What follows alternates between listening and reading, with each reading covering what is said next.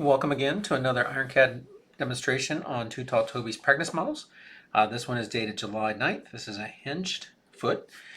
Fairly simple model. Basically consists of a spin shape that has some requirements here like a 160-degree radius, 5-degree angle here, and a distance for the straight edge. If you see here, this has got a distance which is called out by, right here, sorry, radius of 25 from the starting point. So we've got these values here and 130 from the starting point. So this is where we're going to start our building from on our spin shape, and then we'll add some of the rest of the geometry to build this model up. So fairly simple to do. We'll do one sketch editing here, and the rest we'll just build with drag and drop. So let's hop over to IronCAD and we'll design this.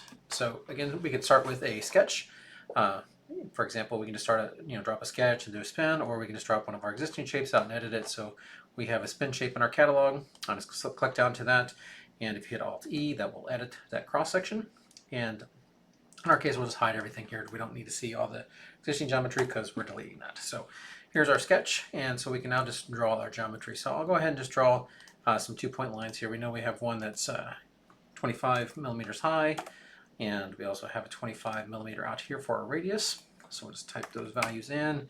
We also have one on the bottom here for 130 degrees for our bottom. And then we have one here. So what I'm doing here, just FYI, is as I'm clicking, if I left click, it'll place it. If you right click, it'll give you pop-ups. So in our case, we're just going to right click here, and it doesn't really matter what we type in here because we're going to change that value there. So we're just going to say we need to have a 5-degree slope there. So we're going to go ahead and set that. And then we'll just do a 3-point arc. In this case, we'll just do here to here. And if you can just drag it along here. Same things, if we right click, we can type in that exact radius, which is 160 in this case.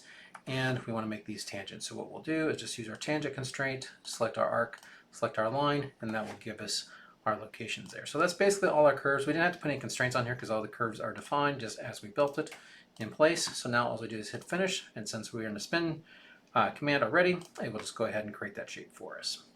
Next, we're just going to cut off the back of this. So I'm just going to drag a cut extrude out here, and I'm going to hold the shift key down and snap to that quadrant. And then I can simply right click to pull this out to cut it and pull it back all the way. Oops, missed that there. Let me go ahead and select that again and pull that all the way back. Okay, so now we've got that back piece cut off there, because now what we want to do is just extend this face. So we can select under the face, and we have a handle there. Simply type in 40 to get that extra distance on there. So that's our starting point for our shape.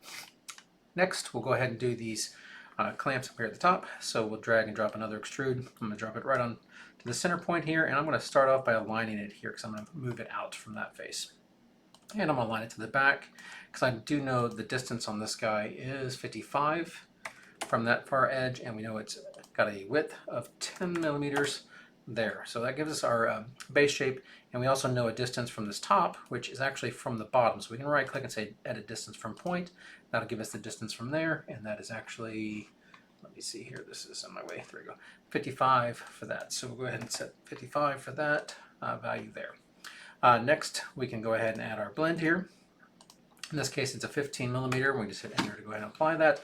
And last, we'll go ahead and drop our cut slot, and I'm going to drop it right on this point here.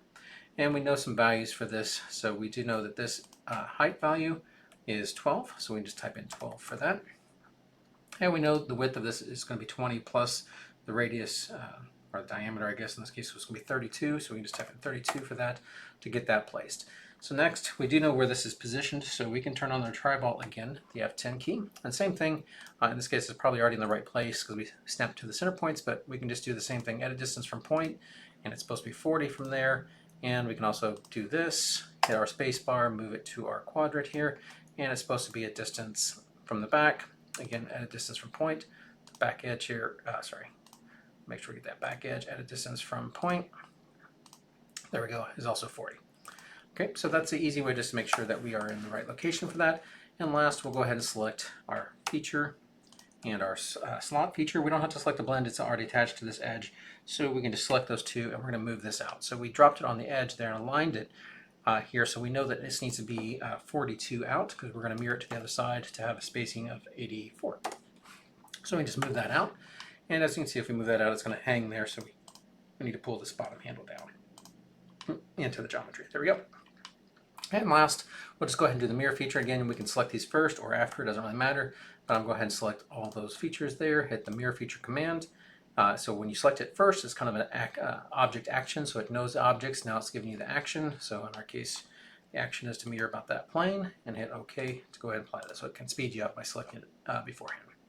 Anyway, so now we've got our model here. So just give you some dimensions. So again, this inside edge to our other edge is 84. As we can see down here on our bottom, we have a radius here of 25. This is a radius of 62.41 when it's rounded up there. Oops, so I'm showing this at the bottom, by the way. So you can see those values there for this model. So that's all it takes to really build this. Now we can hop over to our properties. This has a mass density. This thing's in my way. Hold on one second. It's got a mass density of 1020. So we'll go ahead and type that, and that should give us a mass of about 630 for this part. So fairly easy to build in IronCAD. Again, just kind of showing you some of the ways to build this one. Of course, we used a sketch in this, but one of the key things is we don't have to do all the smart dimension constraints on that. We can just use the curve dimensions to build our sketch quickly, and then just use our regular features to add additional geometry to it. So hopefully you enjoyed this one. Again, this was kind of a very simple model. Hopefully we'll see you on the next one.